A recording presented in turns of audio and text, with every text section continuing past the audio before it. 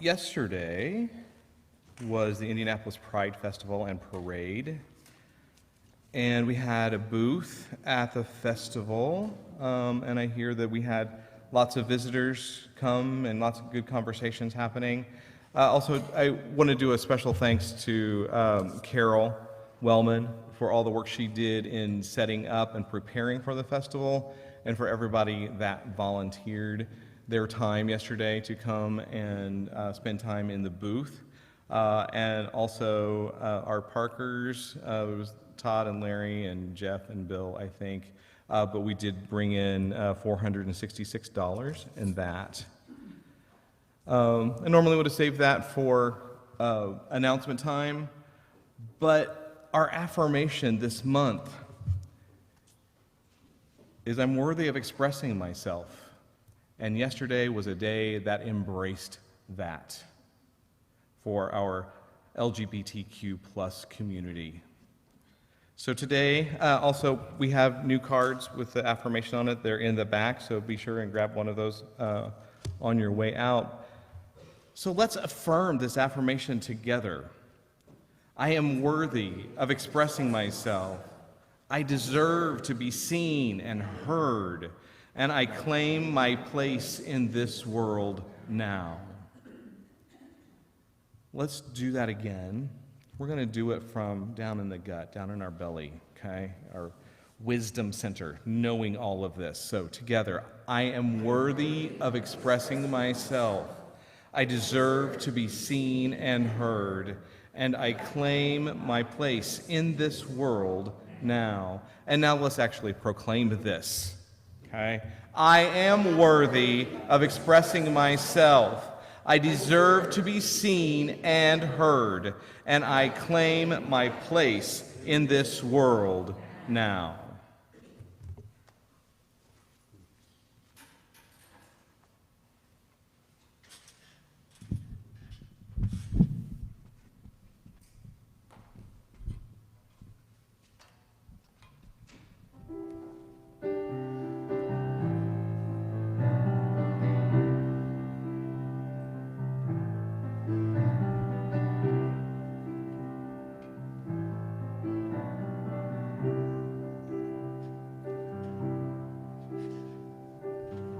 There is sadness, there is an aching. Don't try to erase it, embrace it. There is beauty, there is joy. Don't try to retain it, radiate it. We see the pieces and we forget that there is a wholeness. That's what we are.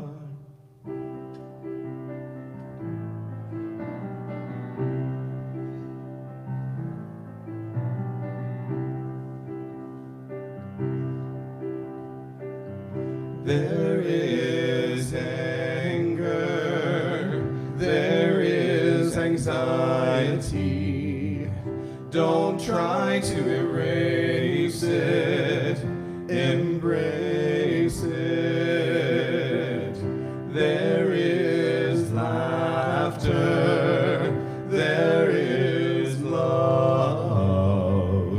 Don't try to retain it, radiate it.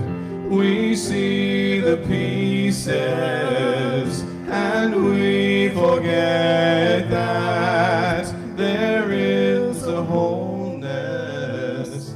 That's what we are.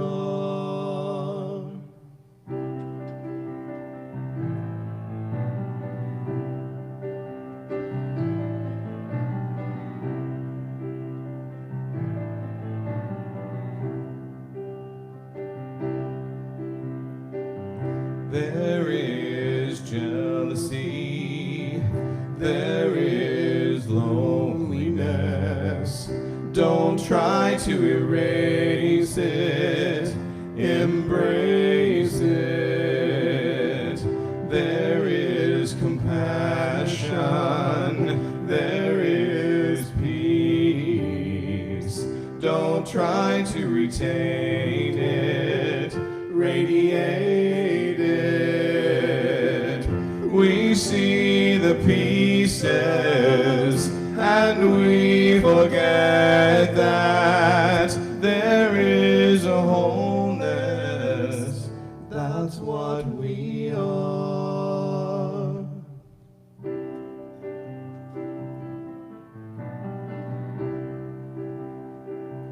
Embrace it, radiate it, embrace it.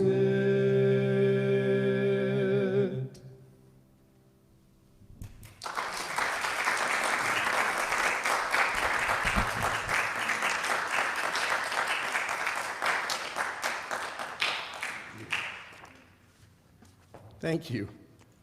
And thank you, Michael. Good morning, everyone. Good morning. Genesis 1:3, and God said, "Let there be light," and there was light.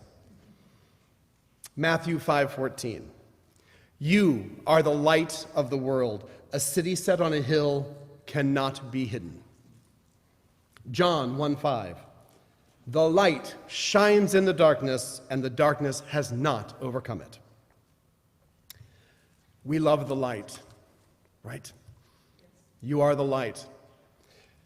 Light is important. See the light. Be the light. Shine your light. We love that positive focus. But has anybody heard the term toxic positivity? That's a new term to some. Some are smiling and nodding. In Unity, we love our denials and affirmations. For those that are newer to Unity, a denial does not mean this thing doesn't exist. It's not that form of psychological denial. What we say in our denials is that thing doesn't define me.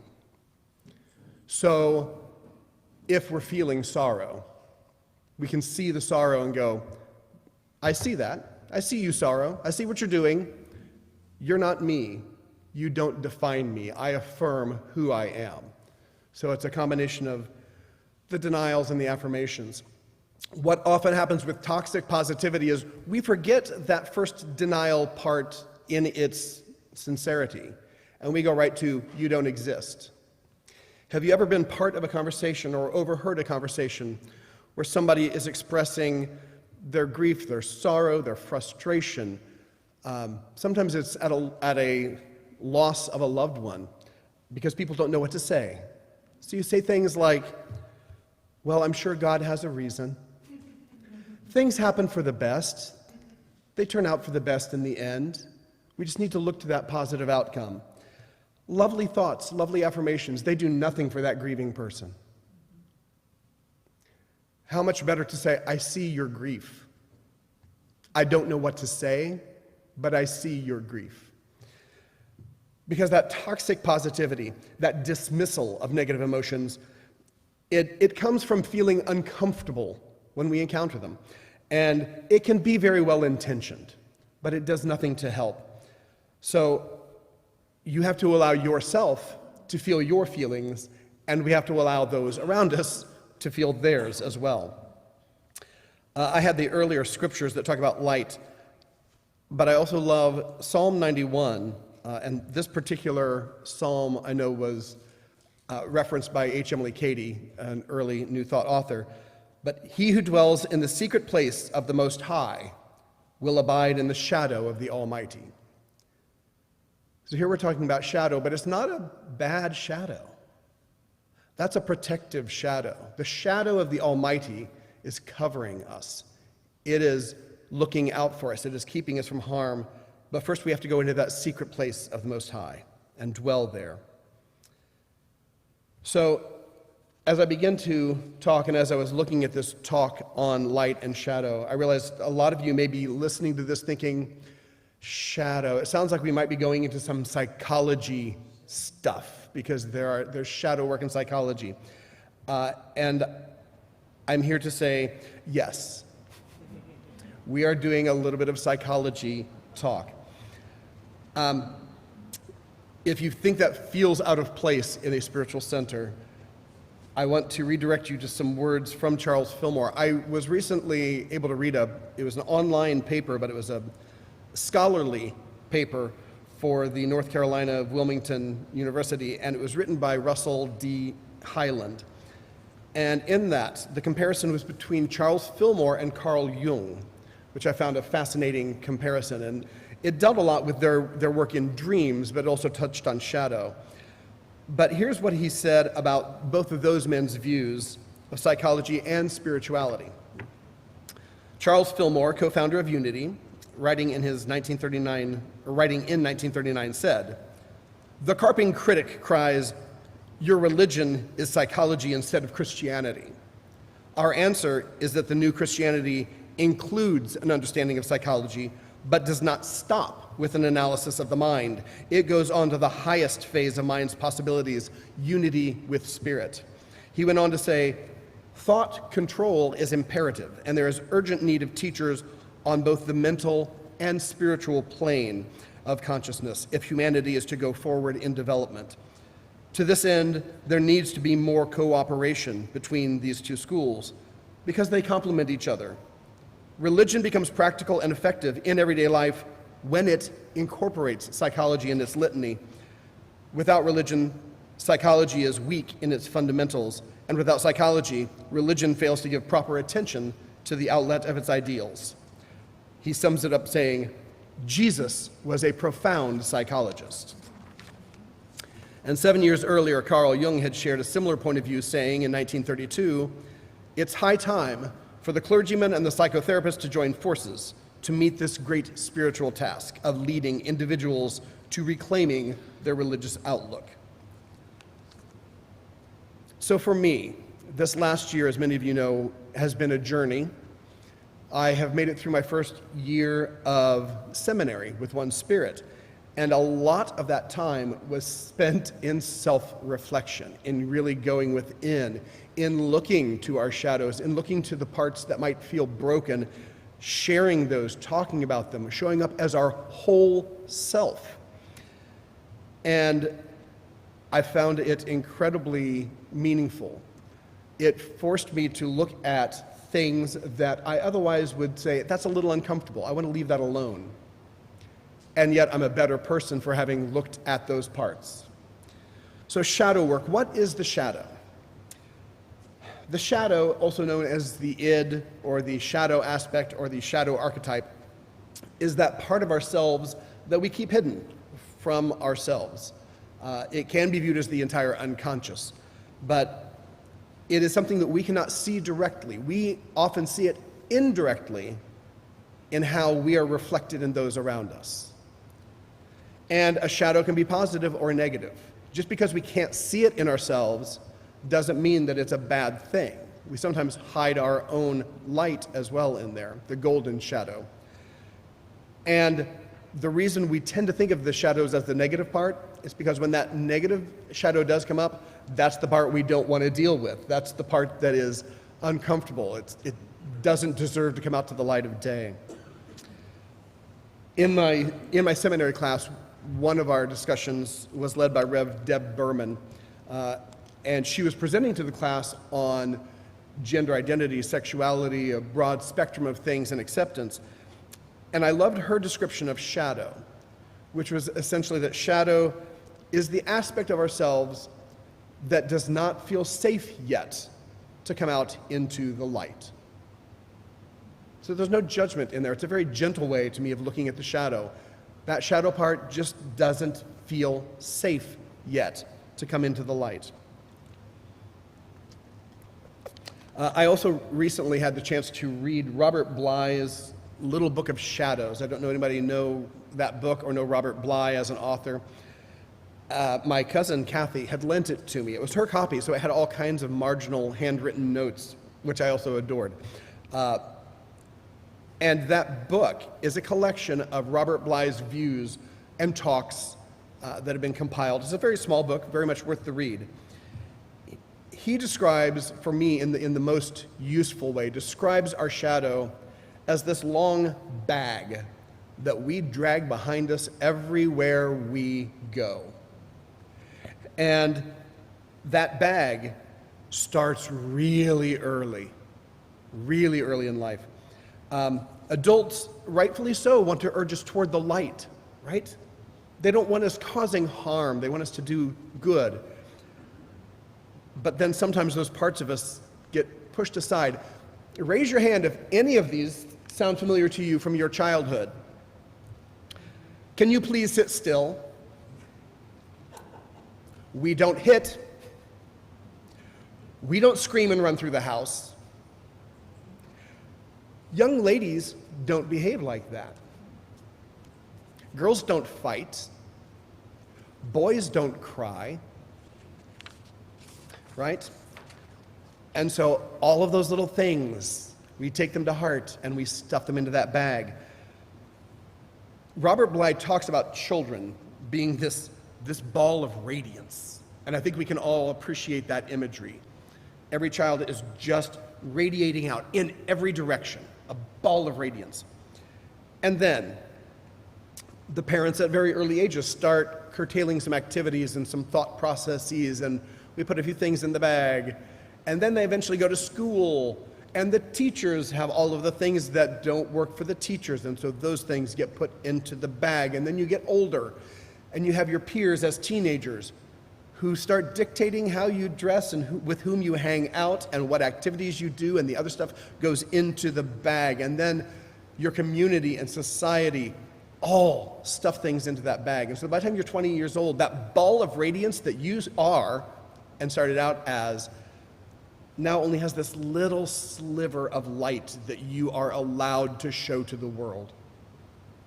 And we all go through that process, and you're this little sliver of light.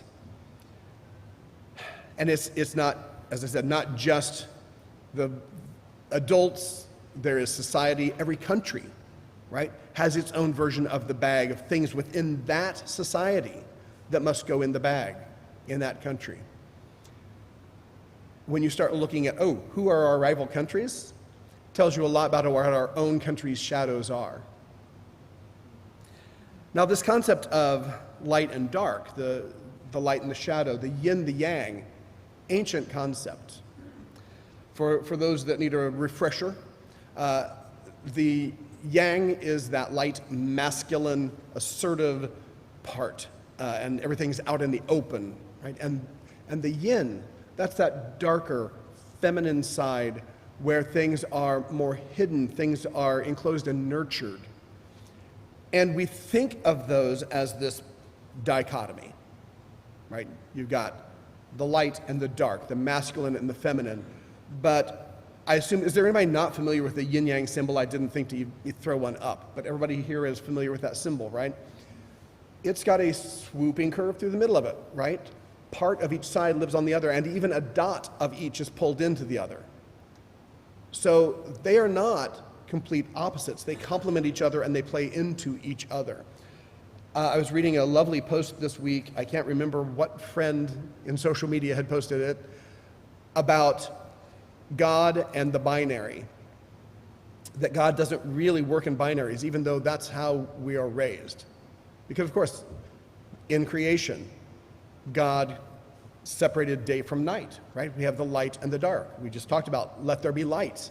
It was created and it was separated from the dark. God separated the land from the water. True. What about sunsets? What about sunrise? What about the marsh, where the water and the land meet? Nature doesn't live in binaries. And don't get me started on gender identity. Binary is manufactured. Nature doesn't exist that way. So we tend to pretend there's this stark division, when the reality is each plays into the other. And we want as we look to the light, as we want to be the light, we tend to think we have to ignore those things in the bag, those shadows that we put behind us. But here's what happens. The longer we leave that thing in the bag unexamined, while we are evolving, it is de-evolving. It is becoming more primal. So if you wait 15 or 20 years to pull that thing back out of the bag and bring it to the light of day, it has grown primal and hostile. Those emotions, those things pulling at us. And I don't need to give a lot of examples. I'm sure you can think of examples from your lifetime. People who have repressed things, and you see how hostile they get to the people that exhibit those things, right? When we repress things, it can often show up in a hostility in our interaction, because then we have to project that thing onto somebody else because it hurts us to see it. So all of these parts of our personality that we put aside, all those parts that we can't find love for, will become hostile to us. And we will seek to blame somebody else, because that's what we tend to do. And even when we become aware and we go back, oh, I see how this part of me was put into that bag, who was put into shadow, then we want to blame the people that made us do that. Don't blame. It is a process every one of us goes through. And we're on both sides of it. If you do need to have that emotional reaction rather than anger and blame, mourn that part. That's great. Feel that loss? Awesome. Mourn, but do not blame. As I said, we often see our reaction showing up as a projection onto other people. And those projections are really kind of how we connect to the outside world. If you are working with a therapist, good for you. Heartily recommend it. If you are not working with a therapist, identifying what's in that shadow, what's in that bag, is often as easy as looking to the traits that irritate you in people.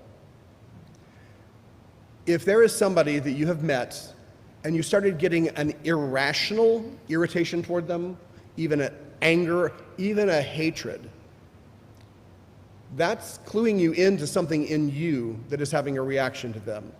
Now, this is not to say that there aren't things in the world, tragedies in the world, wrongs in the world where you can get a righteous anger about something that needs to be righted. Of course. We've all seen horrible treatment of people, and those things need to be dealt with. I'm talking about an irrational reaction.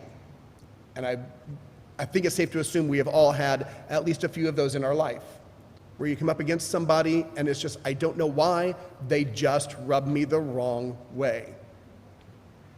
You know why, it's just hidden. And it may be a family member, it might be a significant other, could be a friend, an acquaintance, a politician, a stranger. And we take that part, we project it onto them, we essentially fit a mask to them. And we categorize them as this type of person based on something in us. But what also happens through this process when we're doing our self-examination, what often happens is we've placed that mask on somebody, and then after a while they start doing things that don't quite fit that mask that we've placed on them. And the mask starts rattling a little bit. And you have to start questioning and trying to reaffirm that mask onto them, and then it rattles more because we're seeing a projection from us. Eventually that can lead to a state where our mind gets open to the fact that, this is something in me, and it might even feel like a deficiency in that moment. But that can lead us then to the next step of seeing and sometimes reclaiming that shadow.